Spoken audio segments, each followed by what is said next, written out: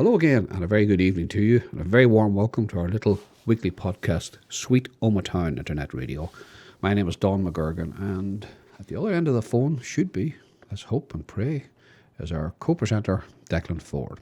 Hello, Declan. Hope you can hear us in Mountfield. I can indeed, Mr. McGurgan, loud and clear as ever. Is it beginning to look like Christmas? It's beginning to look a lot like Christmas. Yes, indeed it is. Do you remember the dance on Boxing Night in the Royal Arms? I do, actually, yes. I remember it very well. God, I hated it. I was one of those little wallflowers who stood perpetually at the back or wandered about aimlessly, afraid to make eye contact with anybody. You must have had a very difficult childhood. Like, no big brother to take you out or anything, how'd you know? Oh, God, no, my big brother he didn't want to be seen anywhere near me. I remember going with my friends down to, where was it? It might have been Sligo or Bundoran, and Brush Shields was playing. And my friends were up, I think they called it pogoing, right? Who sat in the corner in the chair with his arm folded the whole night? Reciting poetry to yourself. Reciting poetry to myself, thinking, what and under the God am I doing here? God, I hated dances. I hated them with a passion. Where did you meet your lady wife, can I ask you, if it's not a personal question? Well, it wasn't a dance. It was a reggae band called the Cimarrons were playing in Belfast. And I'll never forget it. It was one of those nights, you know, I remember, I think I got over-exuberant and I actually stood, there were very tall windows, and didn't I happen to trip and put my hand through the glass and almost severed a finger. But in those days I used to smoke mannequin cigars. And I remembered an old wives' tale that cigar smoke will stop the blood. So I immediately doused my finger into the ashtray. God almighty, Declan. And look at me today, I survived. Yes. The scar is still there. The man you I were. could have been Dave Allen. Well, I met my lady wife. 3.5 digits in the thumb. Ah, well, if you were successful as And him, they you were wouldn't very care. good, you know. It was the one and only time I heard a reggae band, and I must admit the beat did get to me. I know. Good. I almost tapped time along with it. Good grief. I met my lady wife in 1972 at the Gap Ballroom on a New Year's night, and the Indians were playing. Oh, right, my sister's favourite band. Well, they are. Many people's at that time, because they were a very, very popular band. Now, They had an absolutely brilliant lead singer. Certainly had, yeah. And I've seen him on YouTube, and I think he's dead now, but he had I think they were. Powerful voice. Yeah, they were a great band, but even then, when they put the gear on, I suppose that was the true show band. I suppose it was visual as well. I think they may have been the Casino or some other band. I'm not sure what the names were, but they were just fairly average. But when they got the got the costumes on and things, the whole thing came alive then, right? No, so. Oh yeah. I mean, that's what it was. It was all theatrics, you know. Yeah. But you know, the big band on the stage, you know, that was only part of the whole performance. You know, you think the big band would start at maybe 10 o'clock, play maybe to 12 or half 12. Yes, you're on about the relief bands, Declan. The relief bands, yes. They're the unsung heroes, you know. We certainly are, yes. They were, yes. And Omagh had more than the first year very good relief bands as well, and that will be our little subject of our little interview tonight. Right. You may be surprised to hear, yes. Do you remember we interviewed John and Mary O'Brien? Oh, yes. I'm sure our listeners will remember John and Mary from places like the Coach Inn and various venues around the town, and then the Royal Arms before the bands and stuff. John and Mary would have played that. John, and a very accomplished guitar player. Actually, started off as a drummer player with the Patsy Farrell Ceili band many years ago, and could play an accordion, could play anything at all now. And John, in later years, played, or maybe still does, I'm not sure, the most beautiful Fender blonde Telecaster, one of those real big ones. And you know, the thing about that is Declan and Mary was a very, very good singer as well. So they, by choice, they could have maybe moved into maybe a full-time show bands, but obviously with their domestic jobs and domestic lives and family and things, they supposed to had to settle for, maybe in those days, maybe 3-4 nights a week and maybe a wedding or two on a Saturday and a Friday or whatever. So.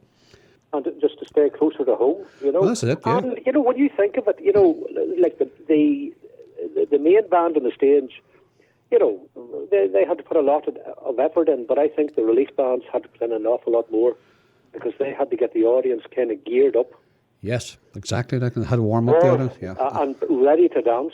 Yes, exactly. Yes, John and Mary came out to talk to us, as you know, and then Mary had a very serious accident when she was a young child. I think around 1942, September 42, she had a very serious accident and That's right. lost both limbs. And it was a reaper accident, one of these corn reaper accidents.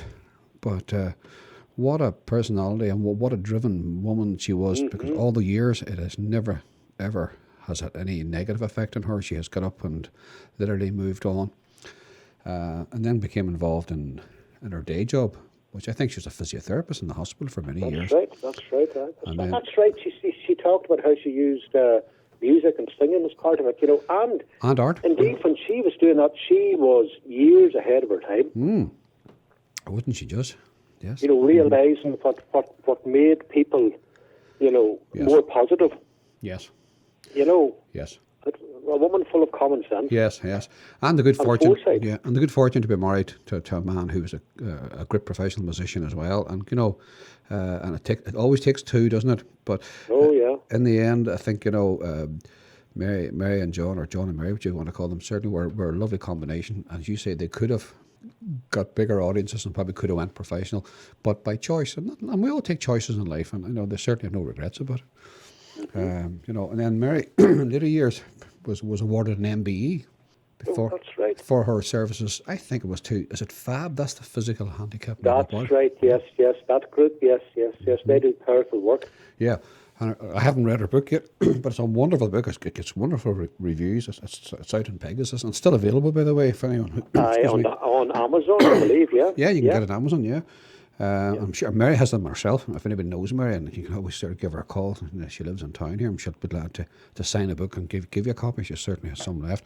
Great read, an inspirational read, Declan. I look forward to getting a nice. I have a copy here, and I'm going to get off a few days over Christmas. I'm going to have a sit down and enjoy it, because I know it got great reviews at the time. Excellent. Well, she's a lady of many talents. I remember from our chat, because I'm interested in art, and then she just happened to let slip that she enjoyed painting and art, and in particular, she's developed a great skill in pastel drawing, which is a very difficult medium to work with, because you have to know exactly when to stop. And I know that she has exhibited at the highest level. Yes. And as you said, a driven woman.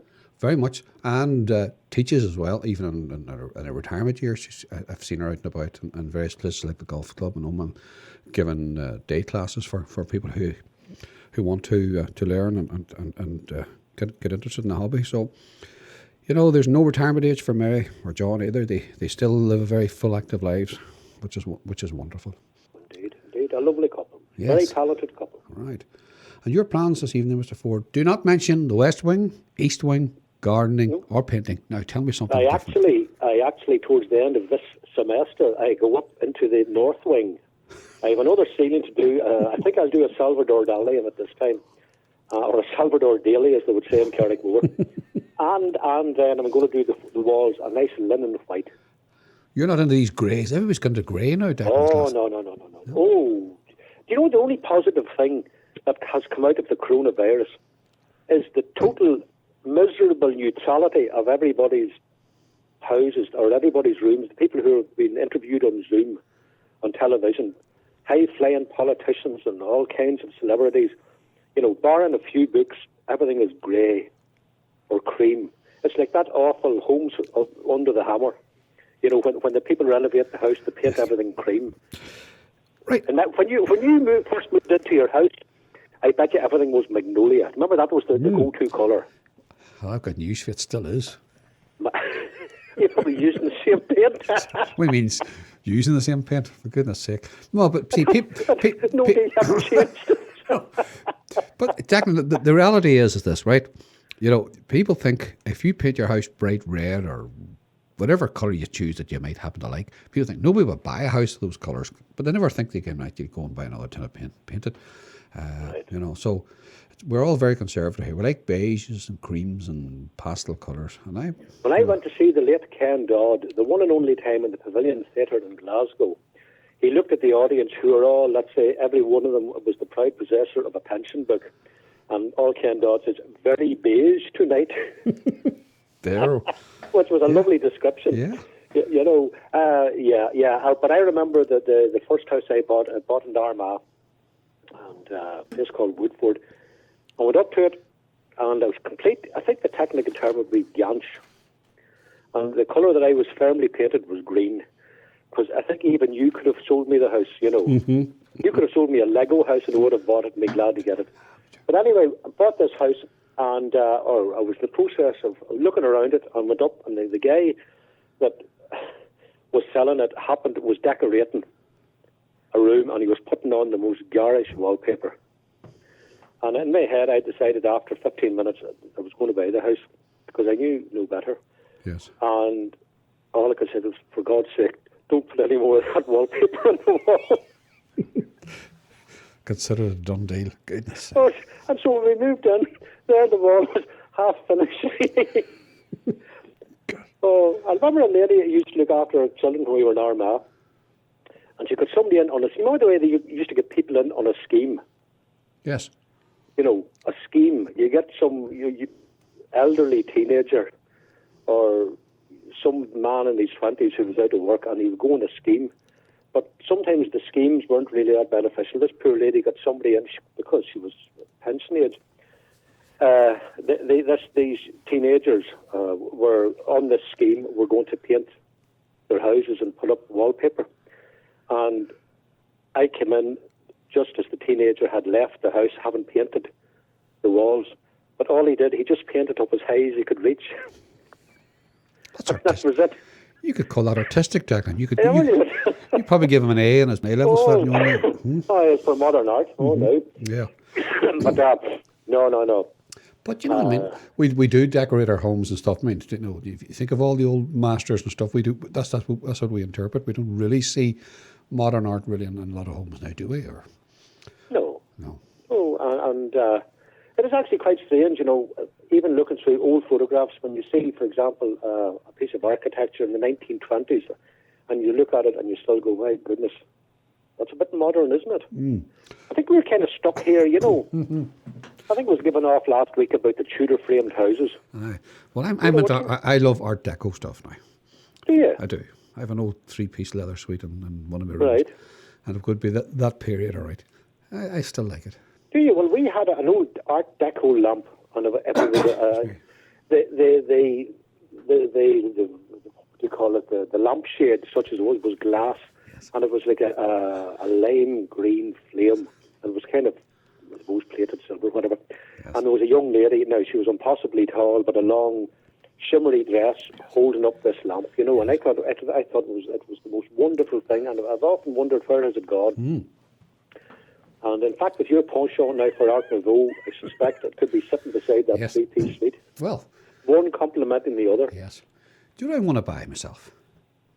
A Teasmade. Goblin Teasmade. Remember those? A Teasmade? Yes. See, when we got married, I couldn't afford such a thing, and I thought I would have got one for a wedding present, but I didn't. Right. And I'm looking for one now. I'm looking for a Teasmade, because I thought this was... A Teasmade. Do you know what they are? It's like an alarm. Yeah. It's an alarm. You woke up in the morning and your tea was made for you. Exactly. That'd be my idea of sophistication now. Would it be? It would. Did you ever have one of those heated trolleys? I still have one of those, yes. And you would, you'd appreciate it when you went out in my house to eat sometimes, Mr. Ford. You didn't realise. Who used to... Was it Shaky Stevens? Did he not do some kind of an ad for a heated trolley at one point? God, I don't know. Shakin' Stevens. No, Alvin Stardust. Oh, even worse. I know. What, this glove? The what? He used to wear a glove, didn't he, on stage? That's right. And he had black hair. And he wore leather. And he always was kind of looking at the side of his eye. I bet your fella gave him a queer glance when he was little. Shifty boy. Oh, I tell you. I'm telling you. But no. But in those days, wedding presents were a bit more basic. Now, you didn't get a Teasmade, or I wouldn't have thought you would have got one. Oh, you would not. No. I remember coming across a list of relatives of mine. They got married in 1951, and somebody had kept a list of the presents, and I would say 90% of the presents were holy pictures and religious items. Right. Well, and then practical things like maybe a bed sheet and a eiderdown, and that was it. I can tell you now. It's funny when you look back on it. Years ago, there was a Texaco filling station in Campsie, Oh, yes, I remember it well. Your man McGriffin and Kenny, hope they're happy. Ran That's it, right. And Texaco would have give you little stamps, almost like Green Shield stamps, only you'd get little red stars. If you got 10 cards filled with these stamps, you got a dessert dish and 6 wee sort of serving plates with it. And we got 6 sets of those. 6? 6. 6 discerning couples. That's how much you were you were what? You were getting petrol. I said I could have supplied Texaco with them back. I don't Oh, think. aye. Oh well. Sure. Oh, for goodness sake. I've And then, been but then later on, do you remember you used to get crystal? Some of the filling stations would give out crystal Little crystal with clocks. a certain number of gallons of petrol. And I worked in a garage in Belfast as a student, and they used to give out free eggs because they were a home bakery as well. Yes. But this was their gimmick to give out free eggs, and I was really a dreadful petrol station attendant. I remember this young fella came up real super like a TR7. Now we're talking 1974 here, right? Remember, think what a glamour it is in 1974, and he lands up, and the car is beautiful, and the young girl is like a model sitting in the seat of the car, and she's preening herself, and he's preening himself even more, and he's looking at his car, and he's looking at the girl, and he's looking at me, and I'm going, oh, that's fantastic, that's so beautiful. And he opened it, and he polished it, and he opened the bonnet, and he wanted an oil change, or he wanted the oil topped up, and of course I topped up the oil, and I praised the car to the hilt because it was a wonderful car, and he was such a lovely man. And he drove off very happy with the girl sitting beside him in the car, topped up with oil. And half an hour later, this very irate customer came back. Had forgotten to screw the top down in the oil tank. So the oil had splattered out all over the inside of the car. 2 dipsticks at the one time, eh? Oh, no. Oh, for goodness sake. Well, that was a lesson I learned. Yes, I know. Just forget about bumming the car up, just do what put the oil in, do what you're paid to put do. the top down, and let him go. Yeah, but you see that there's no civility now. You go to a garage now, you're on your Todd there, Yeah. and you fill your own fuel and you check your own airlines and wonder washers or whatever. There's nobody going to do that for you in this day and age, I can tell you. But I remember I used to watch a fellow in Armagh when I lived there, and I used to see him regularly, and he used to check the tires in the car, yeah, and then fill up with petrol, and then he would take a note of how much petrol he'd put in. But he was that mean. He actually used to push the car over from the airline to the petrol pump rather than start the engine and use rather fuel. than start it up and let it go over. Oh, Now, would you believe there were such people on this earth? yeah, well, you know, shouldn't come on here and slag your family, Declan. Really shouldn't be something you should be doing. Here, I shall talk to you in the near future. I'm not sure whether we're back together next week or not. I'm not sure about this isolation thing. Whether are we allowed to see each other next week or not? Well, hopefully not. Okay. I have no idea. I have no idea. No. See, I don't listen to Splendid these. isolation, that was a term given to British government policy in the 18th century. And we're kind of living in our own splendid isolation Yeah, now. But I think it ends on Thursday night or Friday. That's tonight, yes. Okay, well, let's hope we get together. We'll check. We'll see if we're allowed out. We'll peep out through the curtains. In fact. Exactly, we might be allowed out to play. As Doris Day would say, que sera, sera. Right, okay. Okay, Declan, to see you again. Take care of yourselves. We'll leave you in the company of Omagh's John and Mary. Enjoy the memories. Take care. Bye-bye.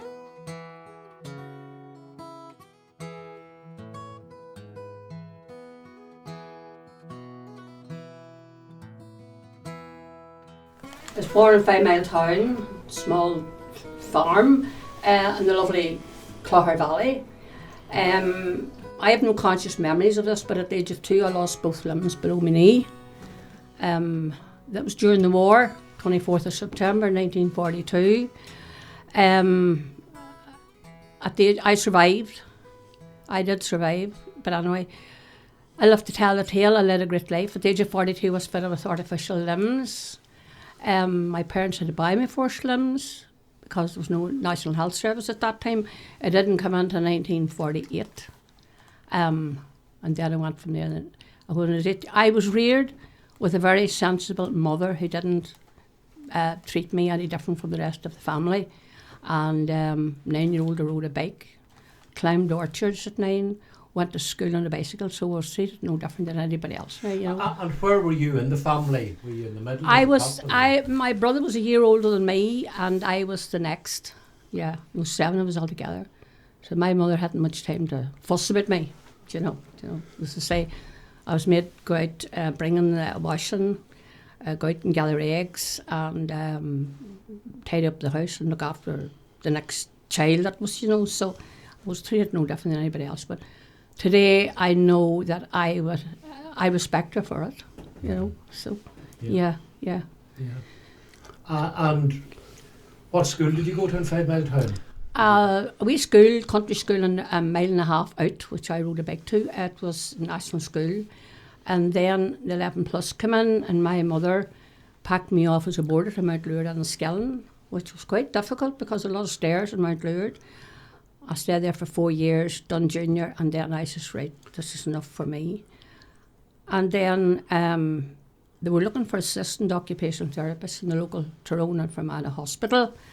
And I said I should apply for that. I said, I have art, I have music, I had the proper criteria, I suppose, for, you know, for the job. So I was lucky enough, done an interview. There was 2 doctors and a matron, and I was scared. I could feel my heart thumping out of me. But anyway, at 18, I started in the local hospital. Stayed in digs, which wouldn't be very far from here. And I rode a bike every day to and from the hospital. And I was there for the next 30 years. Yes. And what was the department like when you started at 18? What facilities did you have? I was under a qualified OT for 3 years. I had to learn all the craft, I had to learn all the psychology, psychiatry. I had to go to the classroom, I had to do all that. And learning about patients out of a book and meeting them in reality are 2 different things. Yeah. You know, so, but I really loved working with the patients. And very often, somebody said I was ahead of my time. Patients would come in and say, Mary, sing me that song. Today I gave my wedding dress away. And I would sing that song, and she said, you know, that means more to me than all the medicine I ever took, she says. I couldn't believe it, you know. And then I would have a sing-along with the patients. And I suppose I didn't realise it, but that was when it was 58, 59, 60. And they're talking now about this therapy, singing therapy. I was doing that in the 60s. Didn't realise how therapeutic it was at the time, you know. But we done a lot of crafts, all the craft work. And what kind of patients did you have to interact with? Had they accidents? Had they? They were long term. A lot of them were very clever, long term. Schizophrenics, alcoholics. I remember going to the alcohol unit, and we had a big picture, and I sketched it and they painted it in. And we had some very clever long-staying patients, you know, but they were manic depressive. I remember one woman, she was depressed after having a baby, and I had her coming in every morning, and she was working on another child's wee frock. She didn't come in this morning. She'd gone to the river. I was so vexed. What you know, it was, they got that you got very close to some of the real patients that you know that you could help to get back out to the family again, you know. But it was a big, I mean, there were 1,200 patients there at that time, in the 1960s. It was very much a community. At the hospital was a big community buzz. I mean, there was porters, there was electricians, there was painters, there was plumbers, and then there was all the nurses. And on the canteen, well, the canteen was like a 5-star hotel today. The food in it was second to none. And then there all the staff in the kitchen, you know. It was a great place to work, great food. You know, very reasonable too, you know, so. So you had 34 years there? I had 30 years. 30 years, yeah. And then, while you were working there, then the singing was pretty much part of it, because that's innate. Well, we started off accidentally. Mm-hmm. John and me got married in 66. Right. And I was, as I say, very strict, bless his house and all this kind of music. But then when I met John done traditional music. And then he introduced me to country and western music. But we started off accidentally. I never thought I was good enough to sing. And I thought, well, if the people aren't going to listen to me, I'll stay at home. But one night in Dromore, there was a concert. and a carload of artists was to arrive, but they didn't arrive. John here was playing the accordion. He says, "Surely you can sing 2 songs." I says, "Only have 2 songs, The Boys from County Armagh and The Rose of Ironmore." And I sang those 2 songs, and my knees was knocking. I look at the roof, and I could clap for more, and I didn't have any more. And then, you remember the priest's guest teas? Guest teas come in. John Mary had to play at the guest teas, and that really was the start of us taking off. But that was as well as me work, and we were playing 5 nights, and I was working 5 days. John was the same. So initially it was traditional music with the old John McCormick ballads? Yeah, it was whatever was the flavour of the month, really, we played, you know. Okay. Covered. John's sitting very quietly in the corner here, and John. He knows more about music than I do. John, you're very welcome to join us here this evening as well. I'm used to that. As my brother says, in marriage, you can be right or happy, but not both. So, where did you meet as a couple? Where did you meet? Where did we meet? We're married 54 years now. Where did we meet? And where was it? It was you were playing at Patsy Farrell's band drumming, and I was down in the crowd, and you sent a girl down, Mary Cairns, to see could you see me home that night, and that was in away in some dance away down about Occupational. I was home for the weekend. It might have been It was Occupational. I think it might have been Palm Sunday night, and was around to get to the dance.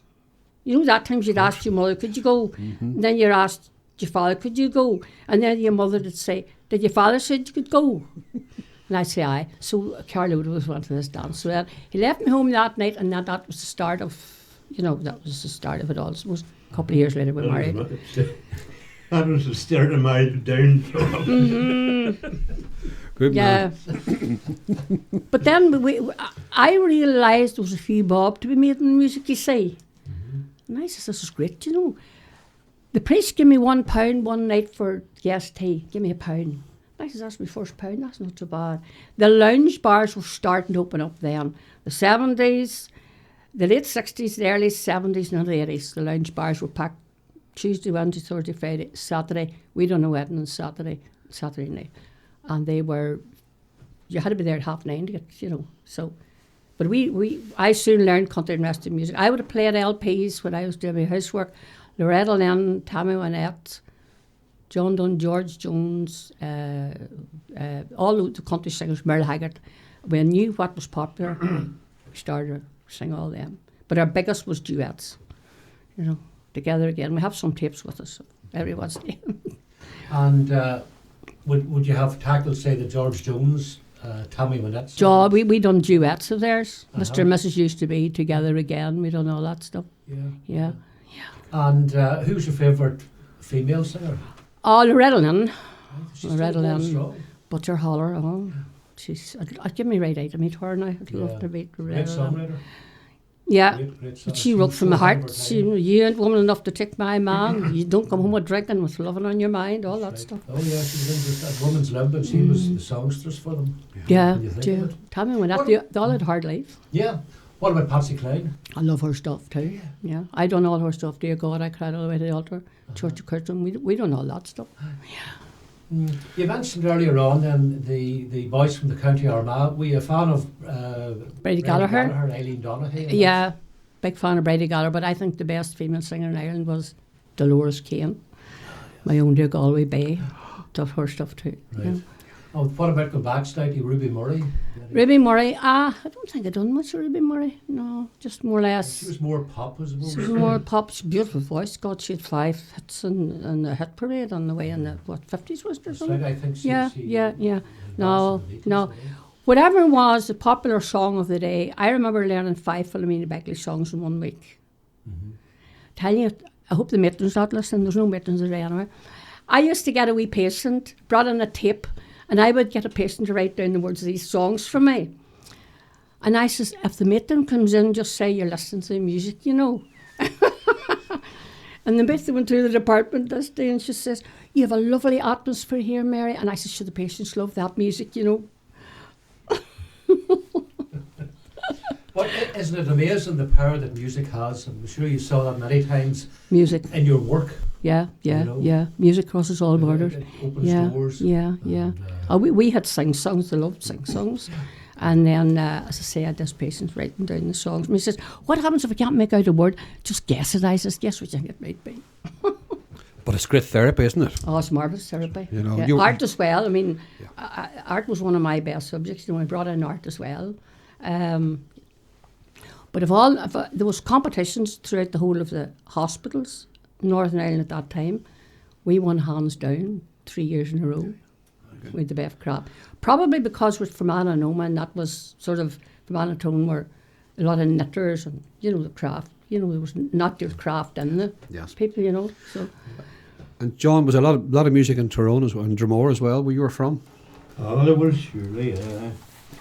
I grew up with it too, more or less, because my father was a traditional fiddler, and then it was sort of passed down. I picked up the fiddle from him then and took it from there.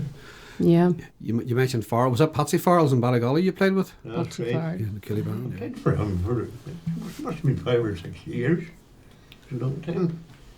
And then you had Noel Haggett and the Pride Aaron, both their bands as well. I played with the Pride of Aaron. Mm-hmm. Two of them was... Where did I have? The Tour d'England. Yeah, that's right. The Tour d'England. Yeah. Yeah. I was always involved with some Traditional. or something, you know. Yeah. and you would have known the great Mickey Gallagher. the Oh, great aye. fiddle player. Who's that? Michael Gallagher. Mickey Oh, Gallagher. did Mountfield.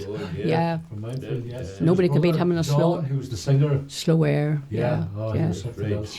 And the Coolin. Yeah. Anderson and Yeah. Fiddler, Yeah. right. Yeah. That's right. And Yeah. John Skelton, is he out? That Yes. Yeah. John Skelton. From Gunman. And the famous lilter, Mickey McCann. Mickey McCann. Oh, for God's Yeah, sake. John used to do that ballad, Mickey McCann. Right, Yeah. Yeah. right. My goodness. Oh, I knew them all did that area too. Yeah. Uh-huh. To And then this- when country came in, I got hooked on it then. Yeah. But I've been following country music for donkey's years. Mm. I got it accidentally got it on the radio Uh-huh. Yeah. from the AFN. American Forces Network. That's a long time ago. Yeah. Yeah. That was from the American forces Yeah. that was coming through. And then I used to pick up the Grand Ole Opry every Saturday night. Yeah. I don't know how many more around the country would be heard of that, but That's right. That's right. Yeah. Johnny Cash would have been doing that. listening to Johnny Cash, June Merle Carter. That's Haggard. right. Yeah. But then, you know, when you think of it, John, there is a great similarity in a lot of the early country, and especially bluegrass, and the music from here and from Scotland. Oh yes, there is Yeah. sure You to know, God. The same tunes, maybe twisted. That's right. They Like, mightn't just exactly the same note for note and all like that. But you take something like the Bard of Armagh, and That's the Streets right. of Laredo. That's right. That's Yeah. true. Just one morphs into the other. That's you know? right. Oh, aye. Yeah. Yeah. Because when you think of it, the Irish people going to Scotland, going to Canada, and all over, they took the Music with music with them. Right, that's right. And then some They all some have. of the people coming back, they would have another slant on it. That's right. You know? That's right. Mhm. I remember talking to a fiddle player from Newfoundland, and he had almost an Irish accent. Yeah. Because they never lost the accent. They never lost the there. accent. You know, it was so bizarre. It was Yeah. so I know strange. you wouldn't Yeah. you wouldn't expect that. Yes, Yeah. absolutely not. You know. Spe- And you know, we were talking earlier on about a series on country music. It's hard to believe that the first country song was written just slightly less than 100 years ago. The Prisoner's Song. Prisoner song. Vernon Delhart, and I Wish I Had Someone to Love Me. Oh yes, I love that That song. There's- is the first. The country Dubliners song. do that. Eh? The Dubliners do that, I think. Barney McKenna. Barney McKenna And with a he has girl. everybody roaring and crying. Aha. Yeah. And yeah. then Beautiful Johnny song. McAvoy does it as a kind of a slow waltz. Love Johnny McAvoy too. Love And him. Johnny Cash Mind does him. it as that. But Barney, I think he just he milks it. Oh, lovely song that. Beautiful song. Yeah, yeah. And, That's right. Very good. It is, and the man who sang it, Vernon Delhart, was a trained classical singer. Yeah.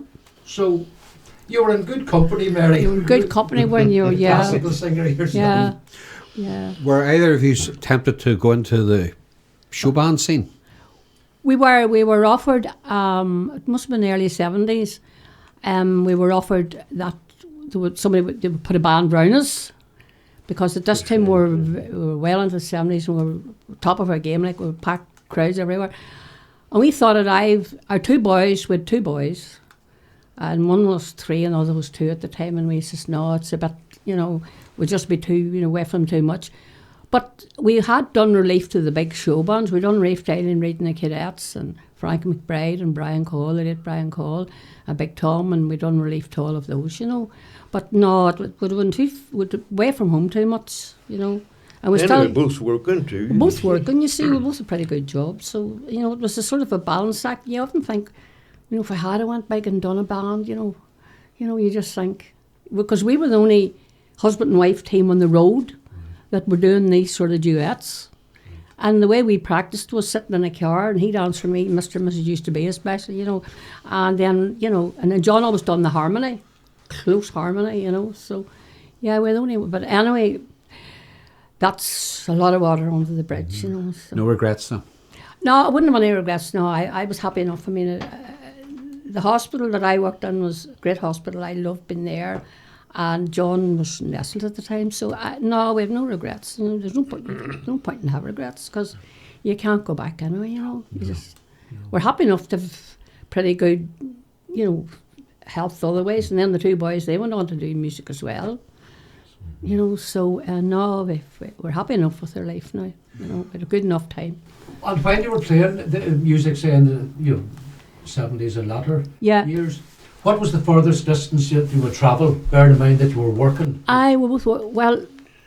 We would have been sort of up Fermanagh direction, down Castlederg, down there. Well, then on a Saturday we probably had to go to Donegal to play at a wedding. That would be the furthest away. We'd have done Monaghan, Cavan, Clonus, Donegal, and Fermanagh, and of course Tyrone.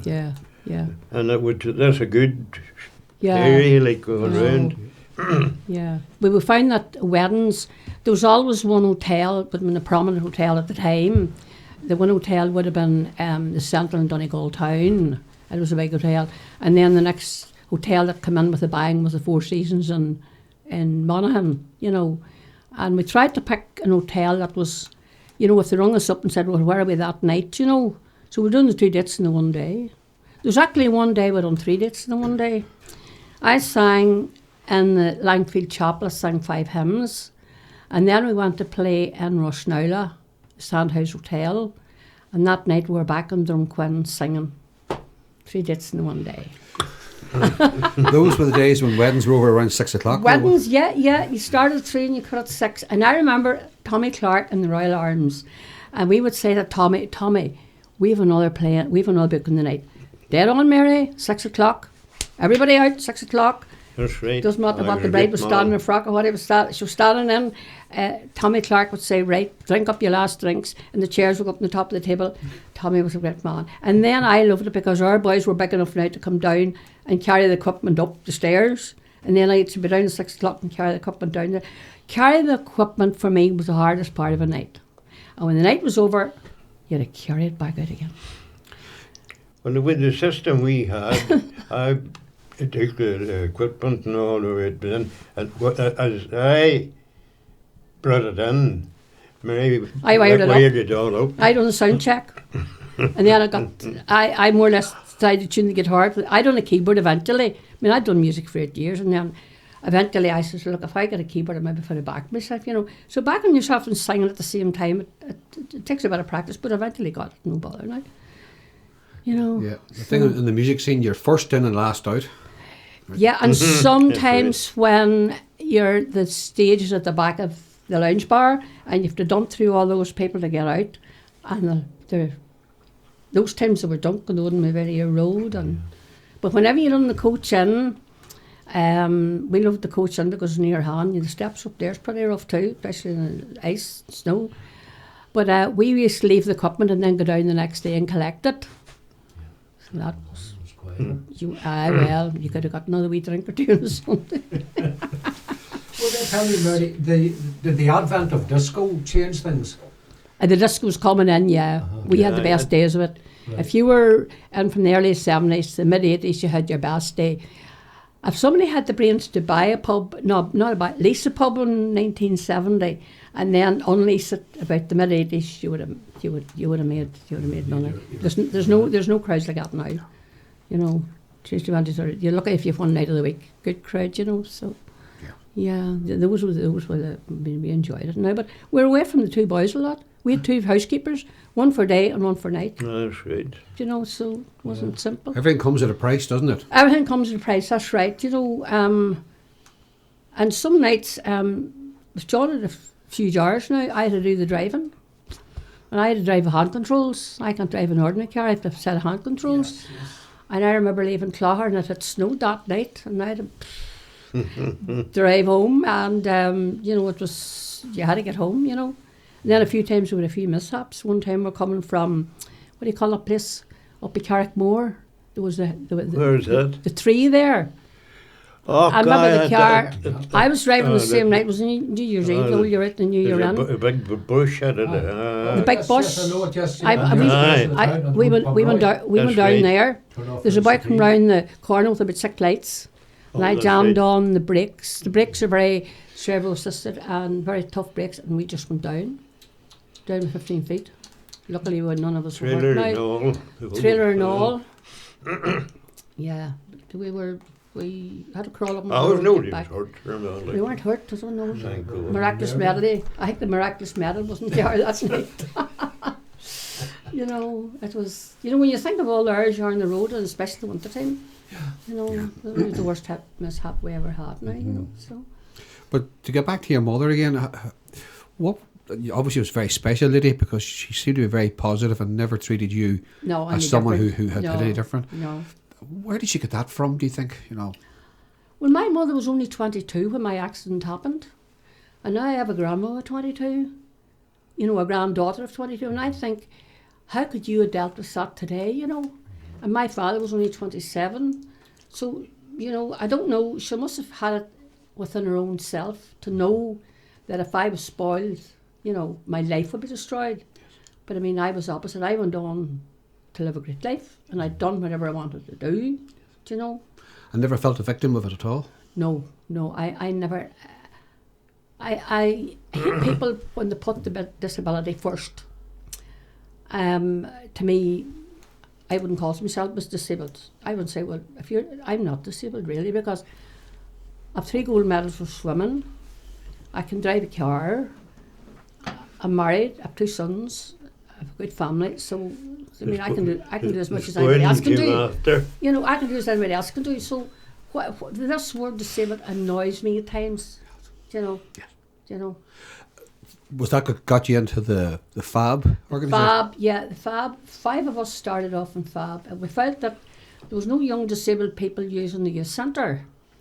And it was Roshi McConnell, myself, Kate McLaughlin, a couple more, I can't remember now. The 5 founders are still today. And I wasn't there at the start, but somebody says, Mary, you know, I think you'd really be, you know, you should get involved in this FAB club, which stands for Physically Handicapped and Able Bodied. I went along, and the first night I was nominated into the chair. I don't know why. I was nominated into the chair, and I'd never been a chair or run a committee in my life. But I says, right, we'll start from here. What do you all want to do? What do you want to do that you haven't been doing? They wanted to do games with able-bodied people. I wanted to swim. I wanted to go to Russia. So that started it off. I booked the old, what do you call that old, the Campsie pool. We went there 1 a week. We had people helping us in and out of the pool there. The late Harry Rogers and Seamus Higney, Martin Fittis, lined up helpers for there, and to come from all arts and parts in the car. And we started off swimming. Then we went to the big pool on the last Saturday of every month to let them into the pool with nobody gawping at you. We got in there. So a lot of disabled people did learn to swim. And like, in fact, I was in this morning doing my 20 lengths with another FAB member. So it's a very important exercise, swimming, you know. So, but no, it's still going strong, FAB. And we have travelled Russia. We went to Russia to the biggest disabled conference ever held in the world. And I was wanted to go to Russia. Couldn't believe it. Brilliant. You know. What part of Russia did you go? Moscow. Went to the capital for 10 days. Oh, I'd love to go there. Moscow, you go, well, it's changed since. That was 1992. Yeah. It was the first time that I think any group had been behind, you know, over there. I tell you, we realised how lucky we were over here when we met the people over there from across Europe. Yeah. We're well off here, you know, disability rights and everything. No, I couldn't believe it, you know. I met a deaf-blind professor. I talked through his hands. Why not listen to people? Yeah. And the language wasn't a barrier at all? The language was a bit of a barrier to start, you know. And then Olga was our guide. We had 3 guides, and my sister Olga, just show us Moscow. We seen the biggest McDonald's in the world. And you couldn't see the far end of it, and all they could do was thank you, come again, you know. Capitalism in Moscow, eh? Moscow, the capital of Moscow, yeah. Did you give them a rendition of the boys from the county? Yes, I did sing. Probably. The Irish pub there is called the Adept House. And Algo says, you want to go to Irish? Because we want to go for a pub somewhere just for a night out. So, and we all went in, and I done the Hills of Bob Quinn in Moscow. Right. And then the Russian friends, they sang their songs. We sang our songs. We had a great night. Lovely. Yeah, I've got photographs of that too. That's yeah. lovely. That's Yeah, lovely. yeah, that was, Lovely. yeah. The young ones now have been, the young ones in our club now have been till all across Europe with organised, and they now going to the south of Ireland now is no good. For our FAB ones now, they've go to Lanzarote or Tenerife, organised. Right. About 10 of them. I 5 think about it, 5 disabled. FAB in Carrickmore, I think they have a house in Bundoran. Yeah. No, they're not FAB. Are they not FAB, right? No, no, they're different. They're friends of the handicapped or Oh, something. yes. That's Yeah, it, yeah. that's it, yeah. Different slots, you know. Right. Yeah. Is FAB, is it like a national organisation, is it, or not? Or? It would have been a national organisation, but I think it was FAB Northern Ireland, but I think we are now the only strong group that's going at the ground, you know. We have a good strong group because we've got great able-bodied members, and they all, you know, we all pull together, which is great, and we help each other out, you know. So, you know, organising something we're both able-bodied and disabled. It's not just an able-bodied telling the disabled what we should do. They're working together, which the way it should be. Yes. You know, yeah. Well, I would love to talk about art. Art. You're I love- interested in art, yeah. Well, art. I suppose art is a gift. You know, like you know, a painter you can't. But for mine was a very. I was painting and drawing from was no size, and art was my best subject at school. Remember, Mother Teresa used to let them into the art room. On a Sunday, they would go for walks that I couldn't go, very long walks, and she'd let me into the art room to paint. I loved it. When I left work, then I went back to do art because I hadn't time with playing and that, and started off in watercolor, and then I branched over to pastels. In 1989, I was accepted into the Pastel Society of Ireland, which meant I was exhibiting at All Ireland level. I've exhibited in the Kenny Gallery in Dublin. What do you call that big art gallery in Lisburn? And whatever, there's, you know, it was pretty high. The island? Yeah, the island art there. Lisburn. And then the what do you call the big place? The Titanic quarters in Belfast. Oh, two yes, and yes, that. yes, Yeah. yes. You have to be a certain level, and you have to go through another panel. You know, so it makes you up your Well, game. no, I'm of telling you. course, nothing wrong with But that. once when I passed it in my head, I knew it was the way. That was what I That was wanted it. to do. That was it. Yeah. Pass. Well, just before we come on to pastels, any favourite watercolour or oil painters? Anybody whose work you admire and like? If you go to the right, I'll Paul Cézanne. Right, well. There's a good watercolourist up in what do you call him, up in Belfast. I can't remember his name now, but I mean some we've got local Omagh artists here. Oh, Cole Casey. Aye, yeah, Brilliant. yeah. Story about Jack Oh B. yeah, him, yeah. He's Yeah. fantastic. He's fantastic. Jack B. Yeats was once in the company of another artist who kept talking about Cézanne. Suzanne, yeah. Suzanne. Yeah. That Yeats got scolded. He says, Suzanne, Yeah, I love says Suzanne. you. And Suzanne. shut him up. And like the fact I went to London to see his exhibition. Did you? I did not living in London at the time. I have a nephew there, and I says, look, I says, gone over, and I flew over on a Friday and come back on a Sunday. This man was a lot of the time without me now.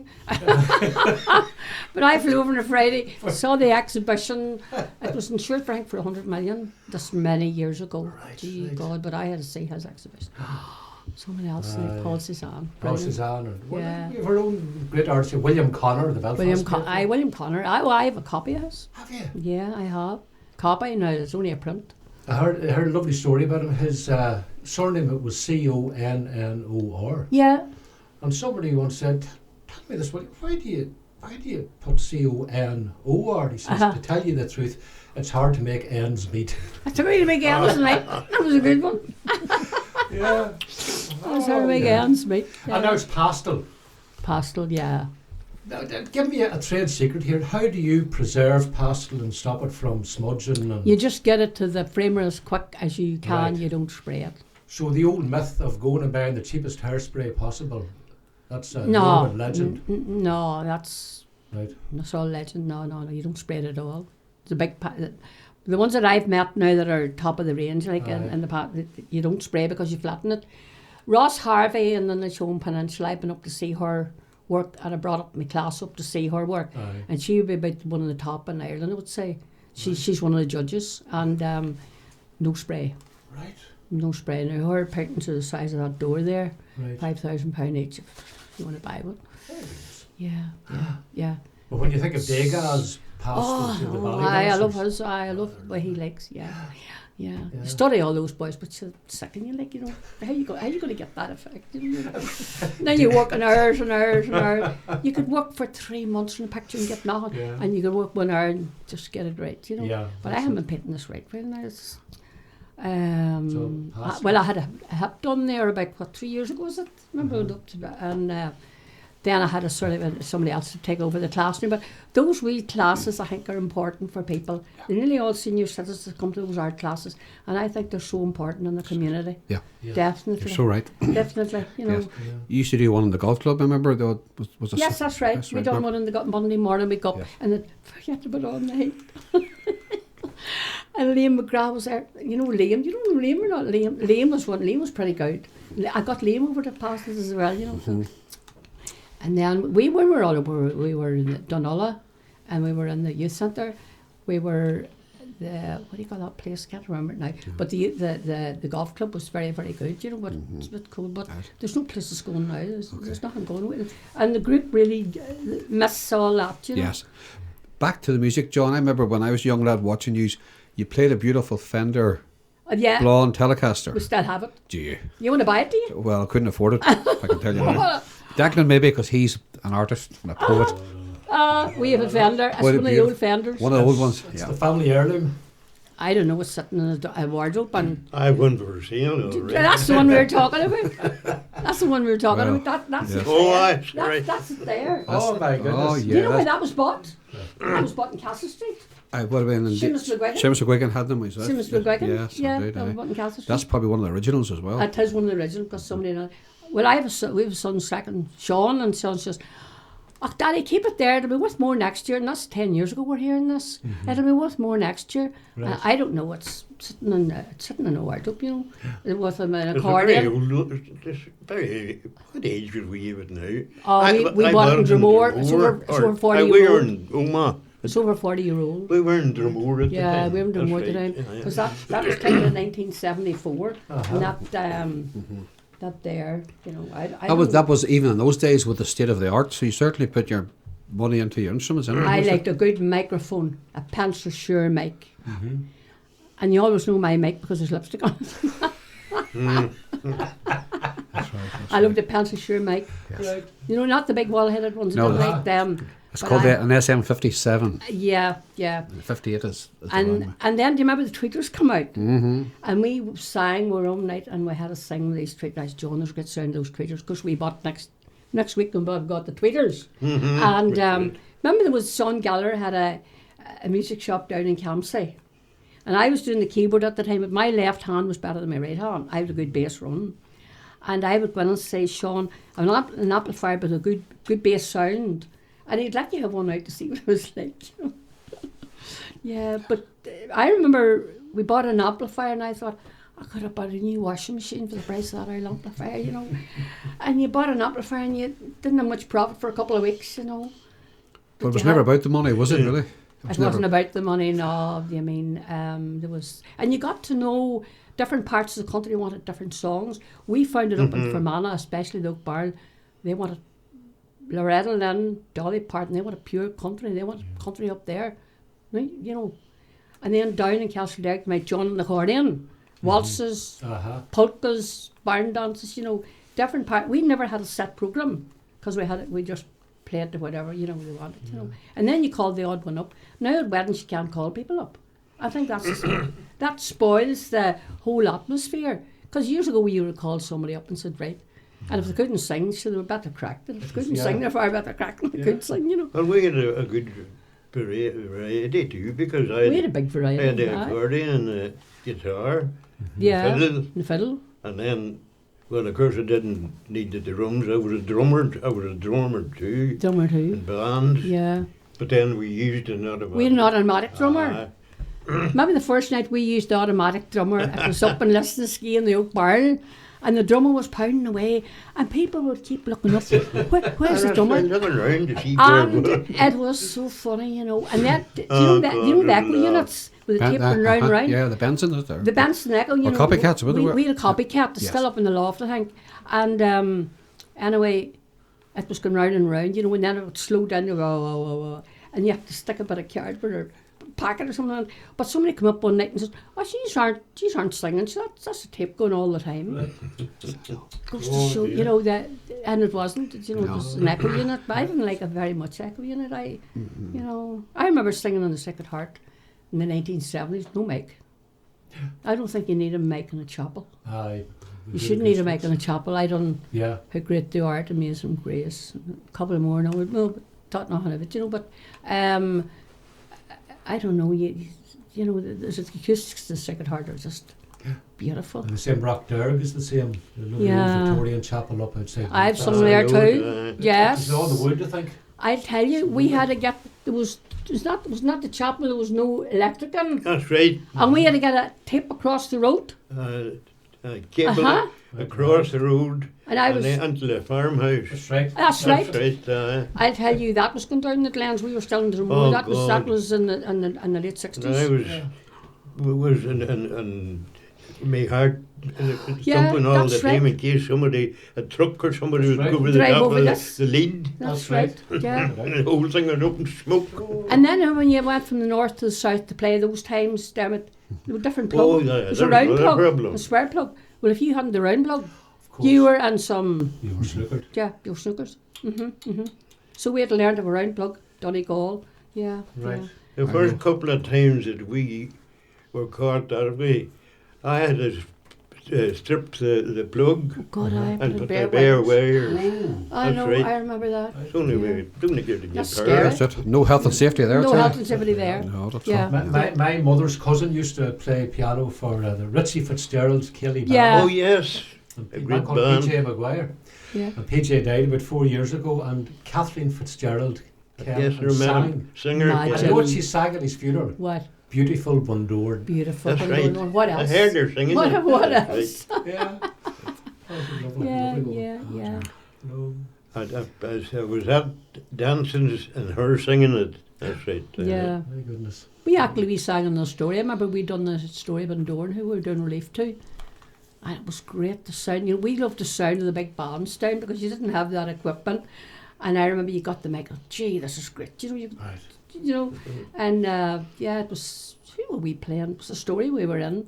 Couldn't believe it. That's the story. That's the story of Bundoran now. Well, one of the regrets in my life is I didn't go to see Tom T. Hall when he played in the Hall, some artist. Great writer. Loved Tom T. Hall. Oh, terrific, yeah. yes. He and his wife. Yeah. Do you know what Hank Williams asked how he wrote some great songs? Because we're watching country at the minute, 5 nights a week. Yeah. And he says, I get a pencil, he says, and a paper, he says, and the good Lord does the rest. And I thought it was a lovely way of saying. Well, you know, I listened to Hank Williams, a documentary about him on the radio. Yeah. And they concentrate on Lucky Luke. Luke the Drifter. Luke the Drifter. Yeah. That's it. That's right. We was Luke the LP. Drifter. And when you listened to it on the radio, Aye. you would swear it was Tex Ritter talking. Yeah. It was a Yeah. very summer eve. Yeah, And a good yeah. crowd was there. Oh. It's the same A timbre. bad girl that lives down the street. I have an LP. Church of, Oh. oh, Right. that girl is my own daughter and the court lies in your hands. Oh, gee. But I love Loretta Lynn. Yeah, right. Oh, you ain't woman enough to take my man. She recorded recently with Willie Nelson. I know Oh, she she's had a 90. stroke, I think. She's 90. She's 90, but still 90. going. Willie Nelson took 20 years to get off the ground in Nashville. We're watching it. And it was a wee guitar. They thought it was a demo. Uh-huh. But when he took off Family Bible, oh, crazy. Oh, aye. And he sold for $50 Did he? to Paul Buskirk, who put his name in as the author. Yeah. And it took years before Nelson was acknowledged as Yeah. the real writer. As the original writer. Yeah.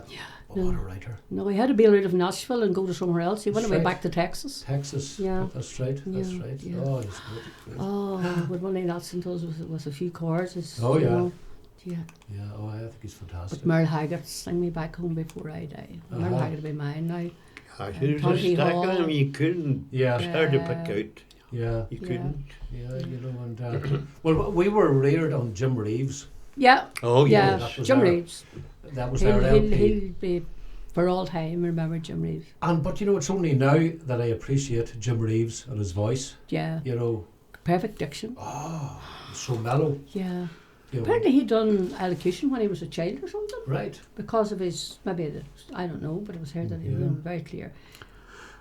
And you think you know something like Bimbo, where Bimbo, it's slightly Bimbo, high pitched, but and then he took the sung voice high. down. Mm-hmm. He sung pretty high, you know. And I on YouTube, he was a good impressionist. He could do a good Johnny Cash. That's right. You know, Yeah. so you wouldn't expect that at all. The thing And of about his wife, she never would let them say the late Jim Reeves. She kept his memory alive to keep the sales going. Yeah. And he Of must course have, she did. Oh. She had a drawer of his tips.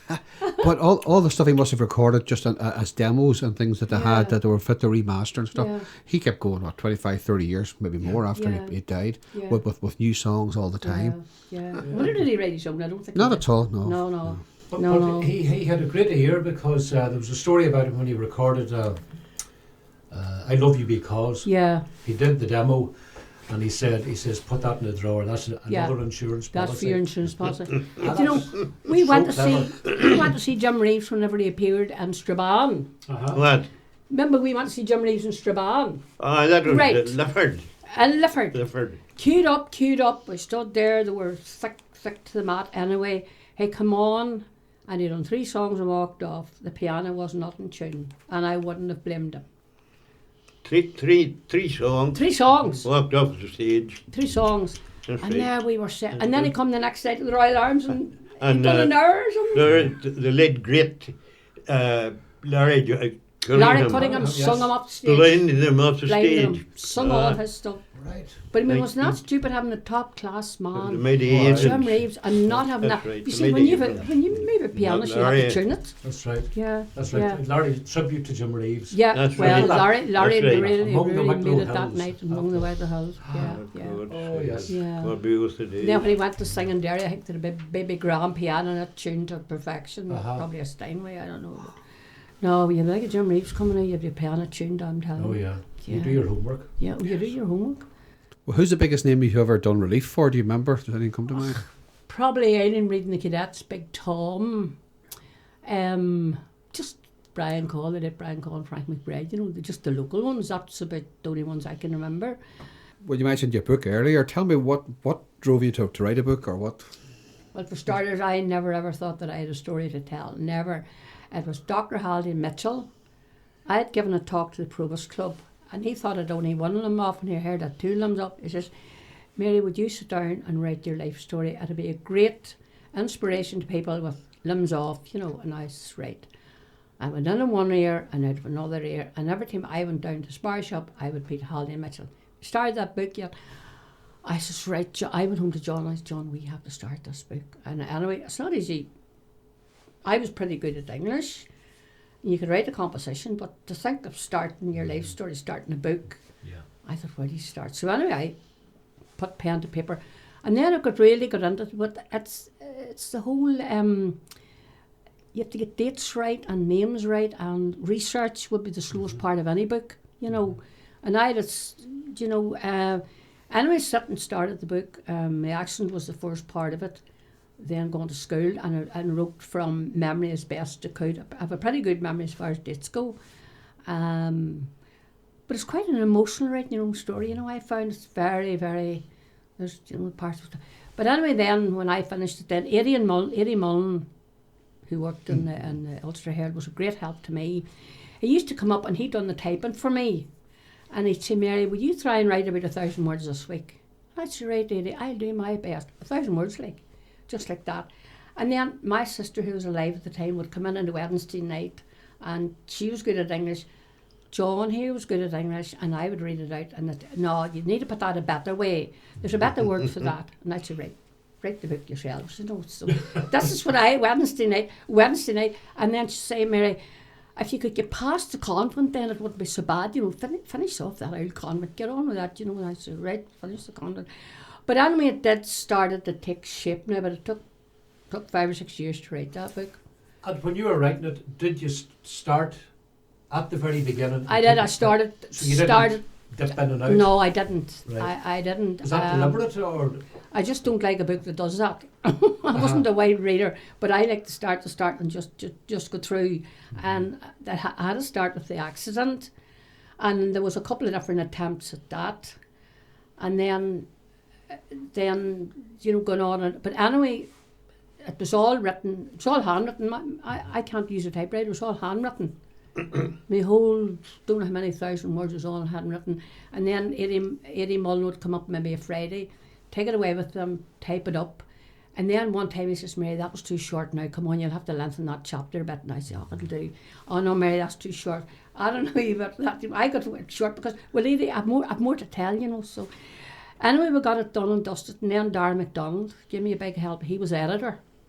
Your book is nothing if you have an editor. Yeah. And he spent months with me then editing. You know, very thorough. Yeah, you have to be a perfect script, otherwise, you know, a publisher will not take it. But no publisher now wanted to know about me because I wasn't well enough in my face. Then we went to England and Pegasus took me on. I couldn't believe it, but anyway, it was launched on the 7th of November 2013. And the library, the boy over the library got scared because they were coming in all doors, and I had to sign all the books. I should have pre-signed the books, but I never thought, you know. But anyway, I'm so happy that the book is such a success. You know, a lot of people have got back to me and said, you know, I read your book. I said, do you want? Somebody says, I read your book. I says, who gave it? Oh, somebody gave me the loan of my book, you know, so there's a pass around my book, you know. Now it's on eBay, you know, you can buy it on... The Kindle? The Kindle. Right. The time I went on to have my hip done in 2017, all the nurses come around and say, Mary, what happened to you? And I said, the only thing I can do is tell you to buy my book and then you read all about me.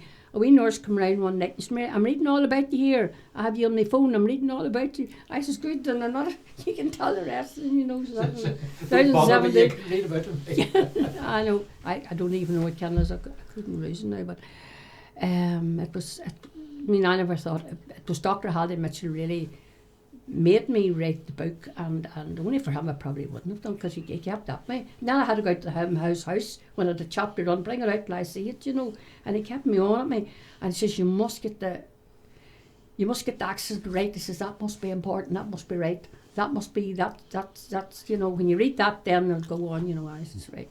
But no, Darren MacDonald's a big help now. He come, but every fortnight he took away a chapter, and then he sat with me at the chapter, and then he says, we'll have to change that, but he couldn't change now without my permission, you know. So yes.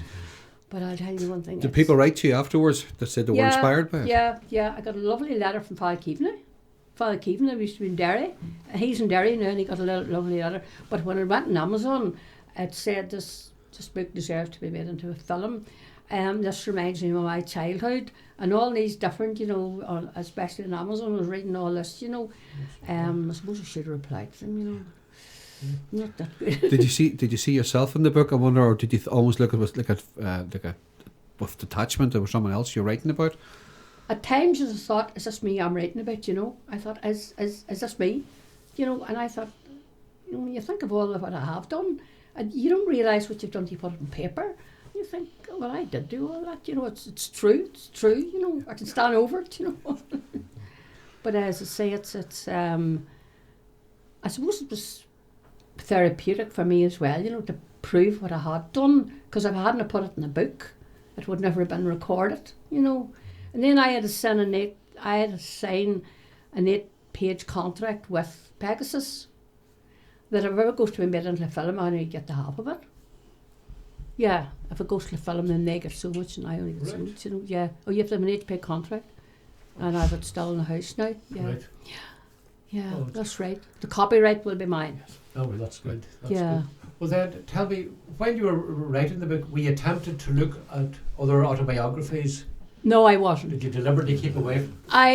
That was an unfortunate thing, but maybe I would have been pulled in their direction. Aye. But I myself, the only books I read are art books. Mm-hmm. You know, I have the place coming around that. I've never read autobiographies, but my sister that passed away, she would have read.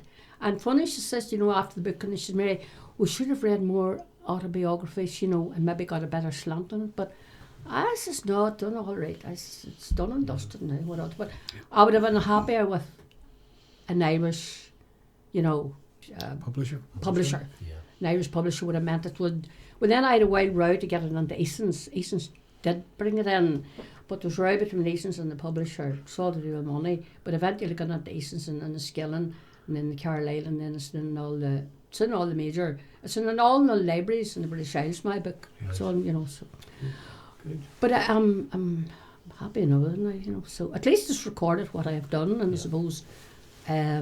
That's an important thing, you know. Yeah. And then it's for my grandchildren to see. I've 7 grandchildren, and they passed no remarks from me either. I've taken them swimming, taught them how to knit, and you know they passed. My 2 boys, like they, your mommy do that, you know. Pass no remarks, you know. And that's the way I want it, you know. Your mommy do that, you know. Pass no remarks. Yeah. Will you lift the wings from school? I say, I'll be there. Don't worry, you know. So I'd rather be that to say, oh God, we have to see when mommy be fit to do that, you know. Right. That I don't like that. Yes. You know, Sorry, do you ever meet anyone else had a similar accent to you during your life that didn't do as well as you? There was a woman down in Siam Mills, and she had the same accent as me, about a couple of years earlier, but her mother ruined her. She played organ in the church, and the mother hardly let her out the door, you know. And I was saying, thank God I had a good, strong-willed woman that let me do.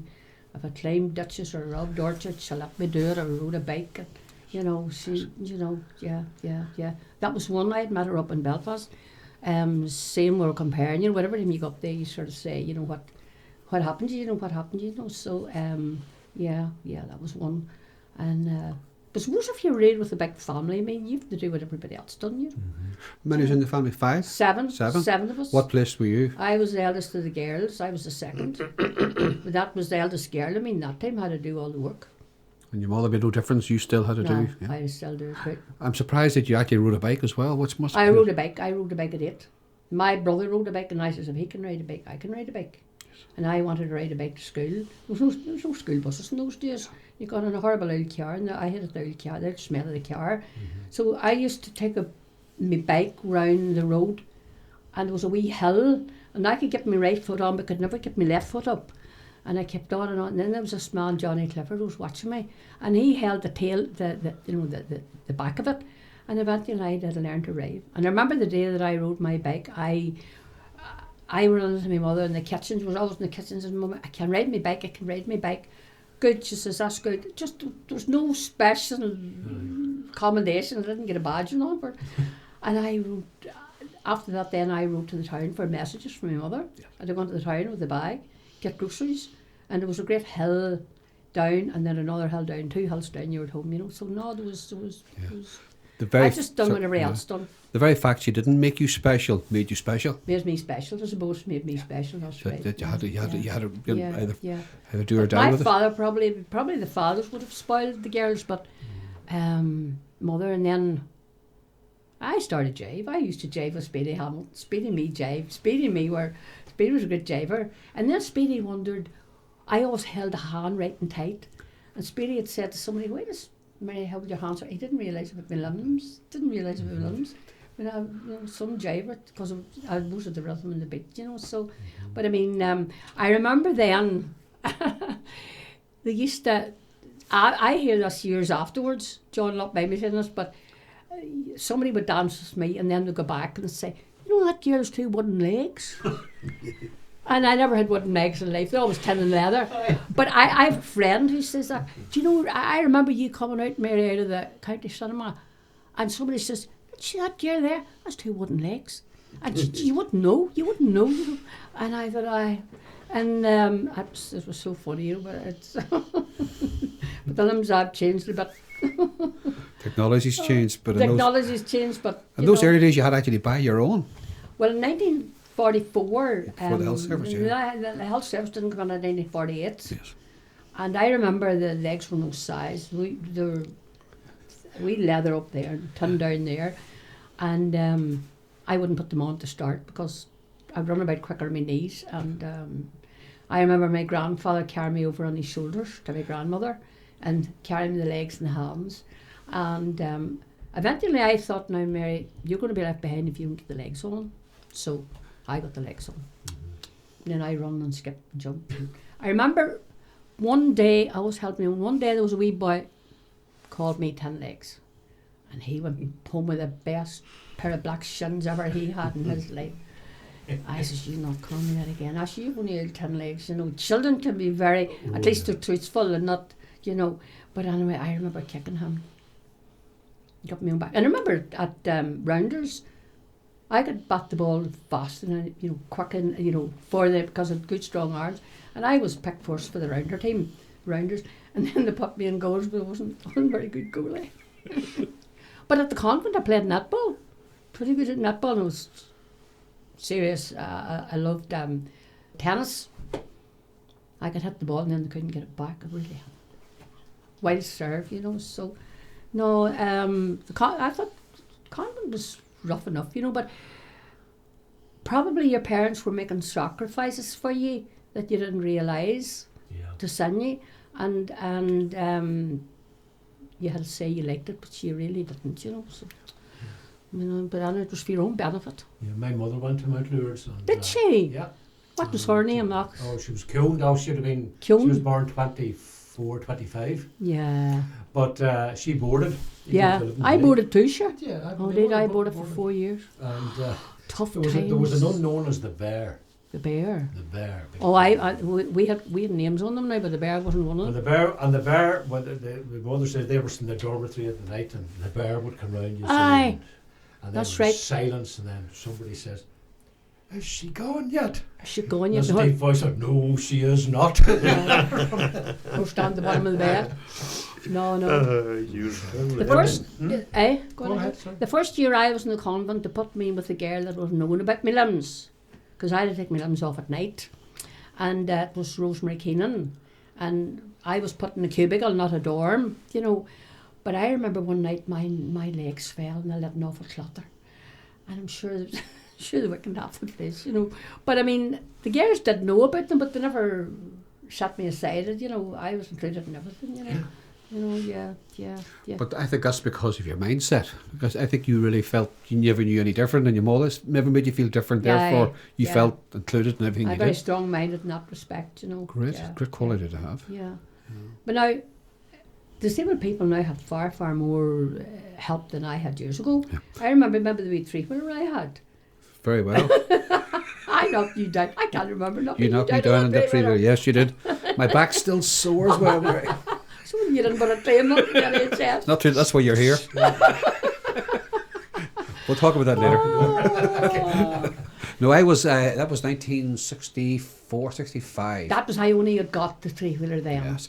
I'd only got it and was hardly for the three. And there was no roundabout at the swinging bars. There was actually a crossroads there. Yeah. And you were heading out the hospital. I was heading out the hospital road. I was riding my father's bike, which was 3 sizes too big for me. And we clashed, not badly, but you knocked me off on my backside. And Father Dolan, hope he's happy, lifted me on the road. Father Dolan Bell.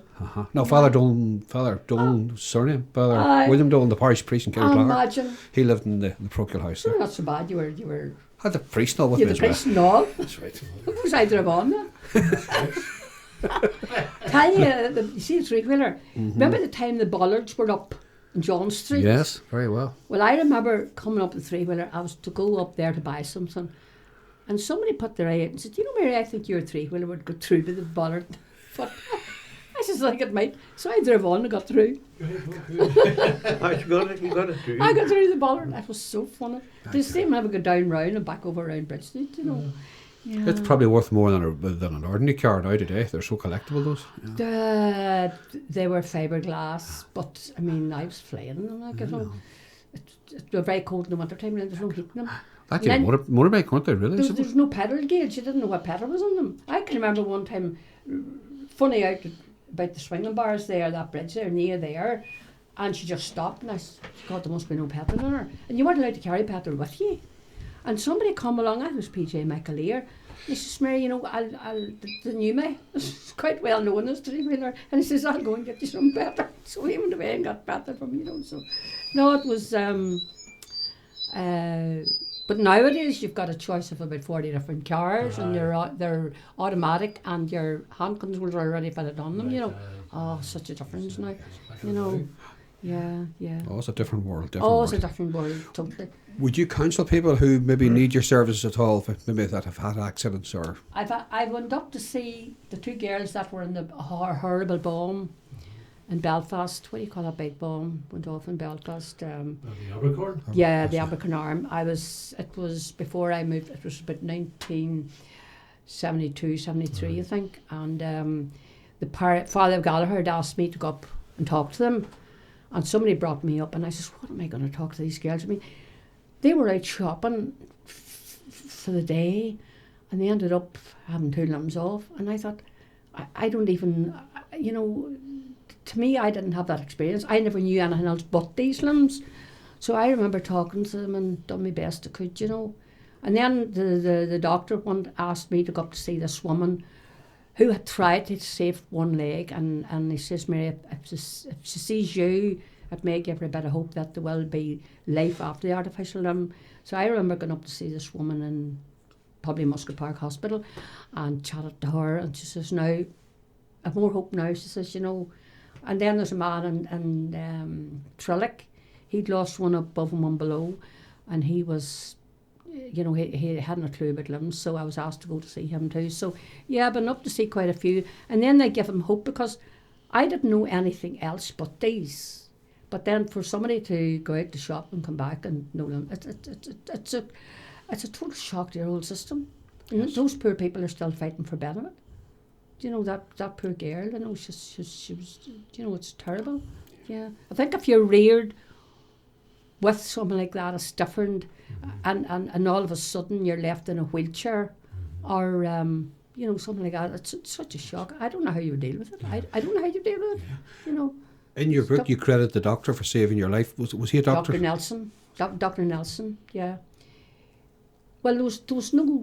It wasn't easy those times to get a doctor. I think my aunt hopped on the bicycle and ran onto the town, and by good luck she got a doctor, Dr. Nelson, and he done a tourniquet. And even when there was a car brought me to the hospital, my mother and father, another nurse, retired nurse, and the doctor and a skill, and that's the real old Erin Hospital. But then I'm a negative O blood, so they had to wait then to get a donor, and they reckon the donor would have come from the soldiers that were billeted out in Fermanagh, ready to go out to the war, you know. So I didn't really follow that up now, but it was a 1-to-1. He lay there and I lay here, direct blood. Yeah. Incredible. No conscious memory of it at all now, you know, so just as well. But when you think of a 22-year-old trying to deal with that, it's you know, if it had been today, it would be world news, I suppose. Yeah. But those times now in my book, there's only a wee square of it. Yeah. You know, it's yes. Yeah. Just for the listeners, just tell me what the book is, what the name of the book is. Not a leg to stand on. Not a leg to stand on. Yeah, we thought what, you know. So I don't know, in America that means I've no money left. It's different meaning in different countries, you know. I have a sister in Boston, says, Mary, over here, there's no money. I said, well, that's the name of the book, you know, and that's that. So, you know, yeah, it's doing pretty well. But as I say, I love an Irish publisher now, you know, but your books today, I don't, just, you know, I suppose people still read books. Well, books are still big business, books, Mary. Yeah, you get lost in the book, you know. I wouldn't be I mean, all my books are art books. I would hardly ever read. The Book Thief. That's a great book. That's a true story. What other book did I? And my sister was passed away a couple of years ago. She was a great reader, and she said, Mary, she belonged to the book club in the town here, and she said, Mary, you'll enjoy this book. And I'd do 5 pages. Let me be away. My concentration would go, you know. Yeah. So it's a miracle I got one book, you know.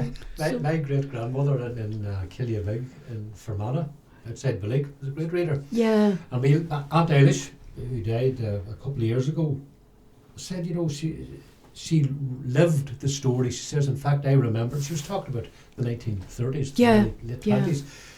Coming and said, Granny was sitting at the table with a closed book, looking at the book, and said, I told him not to do it. I told him not to do it. I told him not to do it. Yeah, I know, she was talking to the book. Talking to the book. I know, yeah. Which was lovely, you know. I love old sayings. My mother used to say, God be with the days when you could do this. Do you remember that? God. God be with the days. You know, when you could walk into the shop and buy a yard or something, you know, God be with the days. And there's some old sayings that I really love, you know. My father had a great saying, tell me this and tell me no more. Tell me no more, that's it. I need to sit back and listen to what you had to say. Tell me this and tell me no more. And Holy St. Peter. But I'll tell you one thing. You done what you were bid when we were reared. If you didn't, you got a whack on the look. You got the scalp. You got the scalp. You got the dishcloth in the ear. Dishcloth in the ear. You're told to go and get a turf. You wouldn't wait for the second one. No, you did not. I'll tell you. No, my father's one of his favourite expressions was, you know, say a beautiful landscape or a great film. He was a great John Wayne fan. John Wayne fan. The hell I will. Yes, and if he saw a great film and he was trying to say how wondrous it was, he would say, boys are boys. Boys are boys.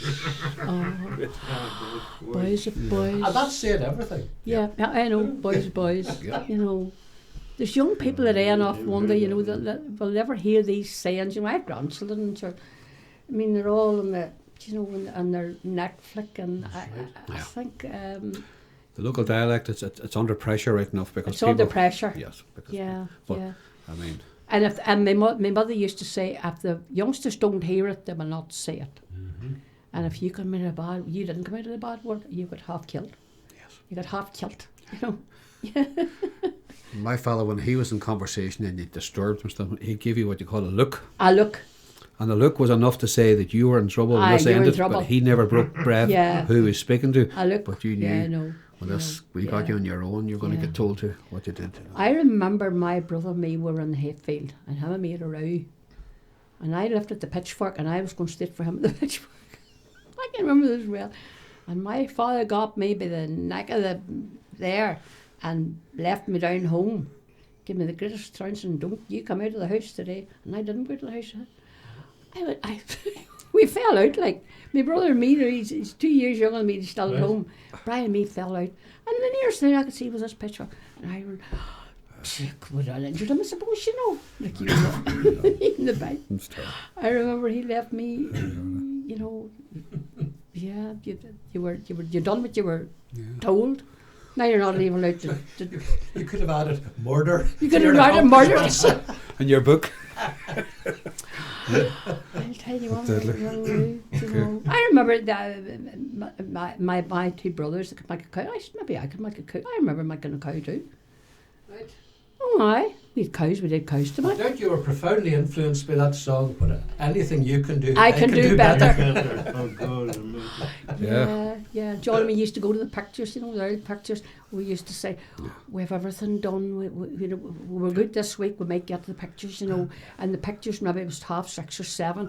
And there I said to John, my brother died years ago, I said, did you ask yet to get the pictures? No, we'll see. We've all done now. We've everything read up, and we'll probably get the pictures. Only old pictures, like a wee old picture house, you know. So I know you've brought a tape, but we haven't rehearsed this because we never do, as you can see. Aye. Would you sing us a song? Surely. Local Kearney song, The Hills Above Drumquin. God bless the hills of Donegal, I've heard their praise sung. In days long gone beyond recall, the folk I'll never win. But pray to see the day before life's course race is done, to see the lady on the hills above Drumquin. God bless the hills of Duish, be they heather clad or lee. The wooded lands of Cooil on the fort of Dunaree. The great cloud slopes of Kirlish as they meet the setting sun, descending in their glory to the hills above Drumquin. Drumquin, you're not a city, but you're all the world to me. Your lot I'll never pity, though you'll never greater be. I love you as I knew you, when from school I used to roam, on the homeward journey through you, on the hills above Drumquin. 'Tis many's a gay night, from dark till daylight, I spend with people of high renown. But in all their grandeur and heaps to squander, my heart would wander for sweet Omagh town.